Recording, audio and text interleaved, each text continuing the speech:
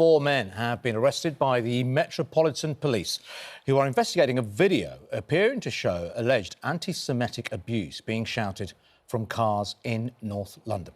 Yeah, the footage showed a group of cars decorated with Palestinian flags pulling up at traffic lights. A person with a megaphone. London Mayor Sadiq Khan joins us now. The video is shocking.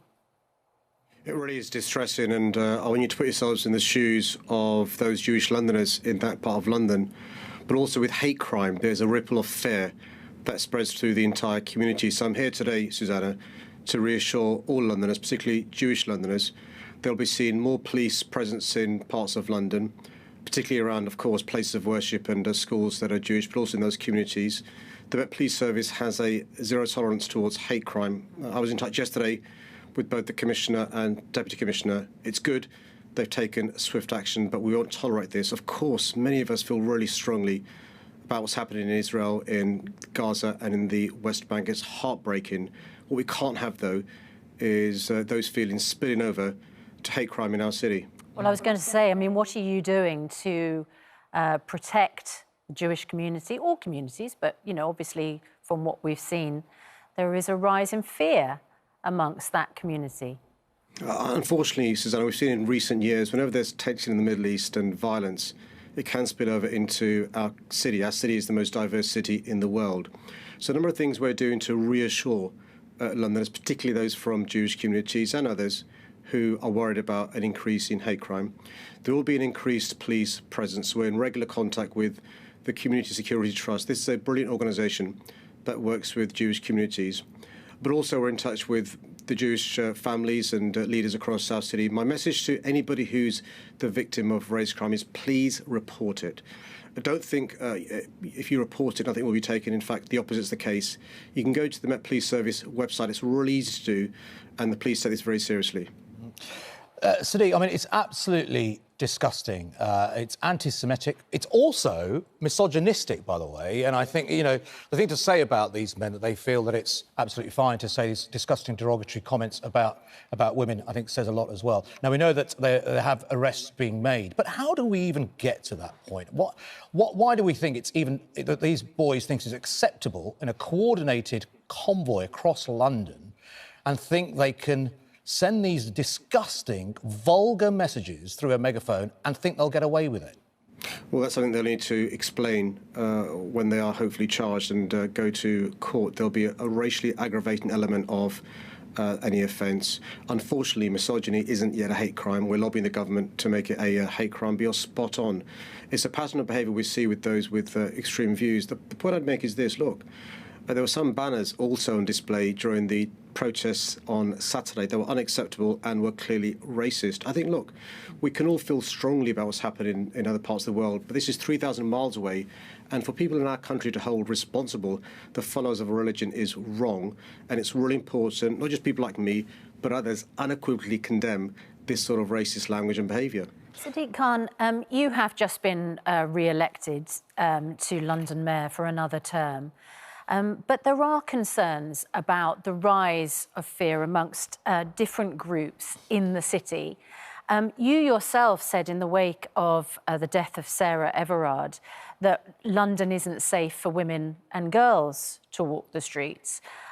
We know that there has been a 60% increase in incidents of knife crime while you have been mayor. 13 teenagers have been murdered in London, compared to 14 for the whole of 2020. Is London a safe place at the moment? And why is crime and fear rising under your watch? Well, let's disentangle a number of points you've made, Susanna. Firstly, thank you for the congratulations on being re-elected.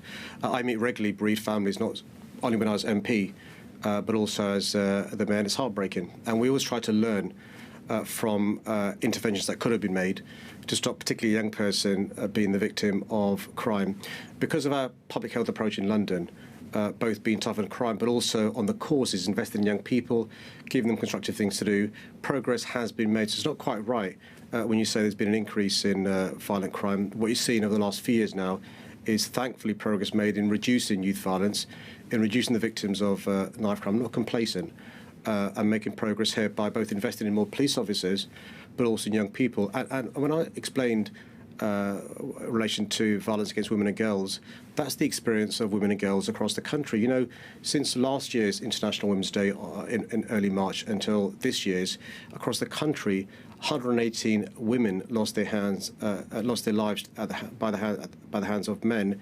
12 of those in London. That's clearly unacceptable. And so, men like me have to listen to the experiences of women and girls, and that's what motivates me to redouble my efforts to bear down on all forms of violent crime, not least violence against women and girls, as well as young people. It's quite a thing, isn't it, for you as the mayor of the city to say that it's not a safe place for women and girls. And you dispute the figures on knife crime. But I would say that the incidence of knife crime and the threat of violence to our young people means that it's not a safe place either for our youngsters.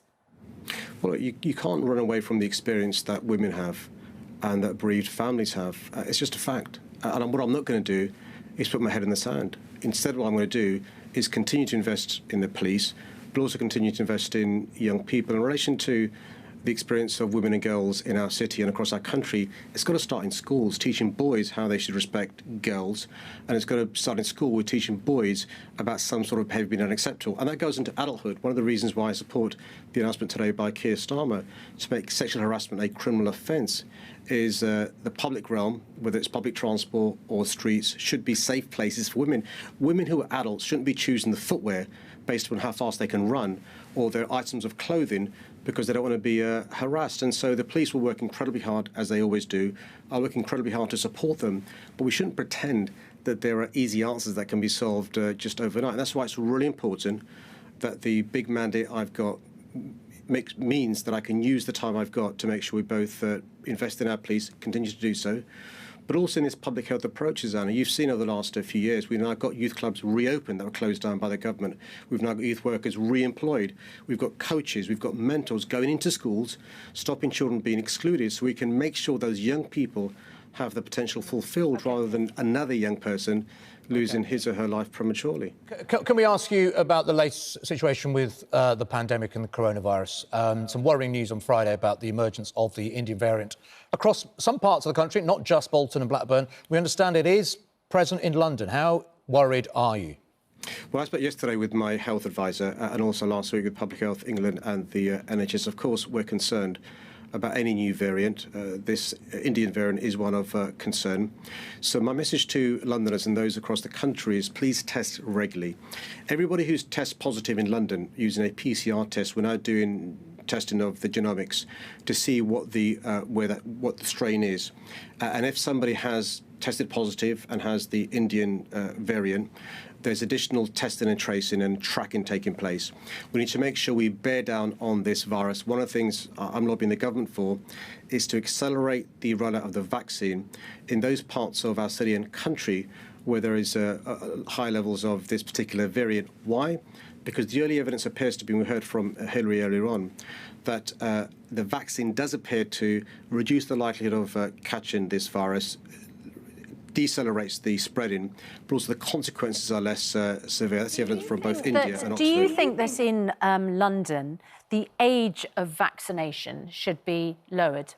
Yeah, in those parts of London where we're concerned about the variant, there's 4 or 5 boroughs where there does appear to be small clusters of this particular Indian variant. And what I'm asking the government to do with the fantastic NHS is to, in those parts of London, younger Londoners receive the vaccine sooner than other parts of London.